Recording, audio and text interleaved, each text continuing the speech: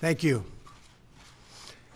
When I came into office, I promised to look at the world's challenges with open eyes and very fresh thinking. We cannot solve our problems by making the same failed assumptions and repeating the same failed strategies of the past. Old challenges demand new approaches. My announcement today marks the beginning of a new approach to conflict between Israel and the Palestinians. In 1995, Congress adopted the Jerusalem Embassy Act, urging the federal government to relocate the American embassy to Jerusalem and to recognize that that city, and so importantly, is Israel's capital. This act passed Congress by an overwhelming bipartisan majority and was reaffirmed by a unanimous vote of the Senate only 6 months ago. Yet for over 20 years, every previous American president has exercised the law's waiver, refusing to move the U.S. Embassy to Jerusalem or to recognize Jerusalem as Israel's capital city. Presidents issued these waivers under the belief that delaying the recognition of Jerusalem would advance the cause of peace. Some say they lacked courage, but they made their best judgments based on facts as they understood them at the time. Nevertheless, the record is in. After more than 2 decades of waivers, we are no closer to a lasting peace agreement between Israel and the Palestinians. It would be folly to assume that repeating the exact same formula would now produce a different or better result. Therefore, I have determined that it is time to officially recognize Jerusalem as the capital of Israel. While previous presidents have made this a major campaign promise, they failed to deliver. Today, I am delivering. I've judged this course of action to be in the best interests of the United States of America and the pursuit of peace between Israel and the Palestinians.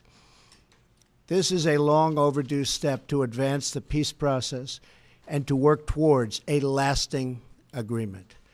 Israel is a sovereign nation with the right, like every other sovereign nation, to determine its own capital. Acknowledging this is a fact is a necessary condition for achieving peace. It was 70 years ago that the United States, under President Truman, recognized the State of Israel. Ever since then, Israel has made its capital in the city of Jerusalem, the capital the Jewish people established in ancient times. Today, Jerusalem is the seat of the modern Israeli government. It is the home of the Israeli parliament, the Knesset, as well as the Israeli Supreme Court. It is the location of the official residence of the Prime Minister and the President. It is the headquarters of many government ministries. For decades, visiting American presidents, secretaries of state, and military leaders have met their Israeli counterparts in Jerusalem, as I did on my trip to Israel earlier this year. Jerusalem is not just the heart of 3 great religions, but it is now also the heart of one of the most successful democracies in the world. Over the past 7 decades, the Israeli people have built a country where Jews, Muslims, and Christians, and people of all faiths are free to live and worship according to their conscience and according to their beliefs. Jerusalem is today and must remain a place where Jews pray at the Western Wall, where Christians walk the stations of the cross, and where Muslims worship at Al-Aqsa Mosque.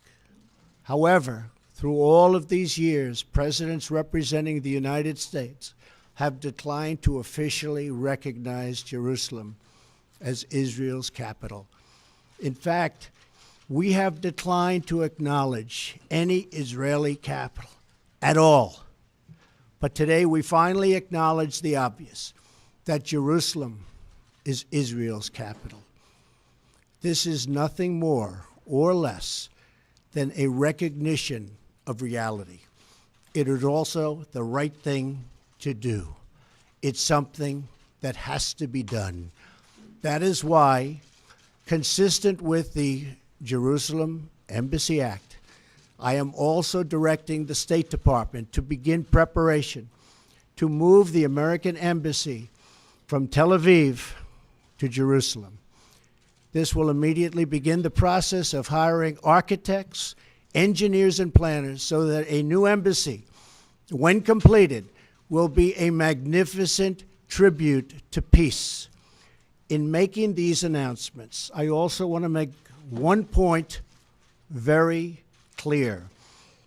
This decision is not intended in any way to reflect a departure from our strong commitment to facilitate a lasting peace agreement. We want an agreement that is a great deal for the Israelis and a great deal for the Palestinians. We are not taking a position of any final status issues, including the specific boundaries of the Israeli sovereignty in Jerusalem or the resolution of contested borders. Those questions are up to the parties involved. The United States remains deeply committed to helping facilitate a peace agreement that is acceptable to both sides. I intend to do everything in my power to help forge such an agreement. Without question, Jerusalem is one of the most sensitive issues in those talks. The United States would support a two-state solution if agreed to by both sides. In the meantime, I call on all parties to maintain the status quo at Jerusalem's holy sites, including the Temple Mount, also known as Haram al-Sharif. Above all, our greatest hope is for peace, the universal yearning in every human soul. With today's action, I reaffirm my administration's longstanding commitment to a future of peace and security for the region. There will, of course, be disagreement and dissent regarding this announcement. But we are confident that ultimately, as we work through these disagreements, we will arrive at a peace and a place far greater in understanding and cooperation. This sacred city should call forth the best in humanity, lifting our sights to what it is possible, not pulling us back and down to the old fights that have become so totally predictable. Peace is never beyond the grasp of those willing to reach it.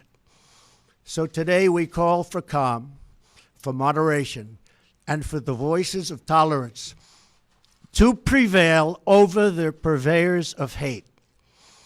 Our children should inherit our love, not our conflicts.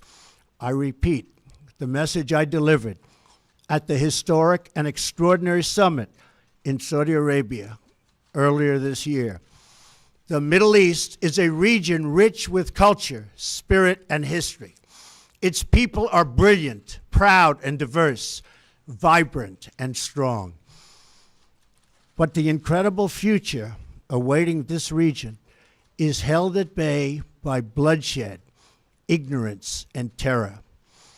Vice President Pence will travel to the region in the coming days to reaffirm our commitment to work with partners throughout the Middle East to defeat radicalism that threatens the hopes and dreams of future generations.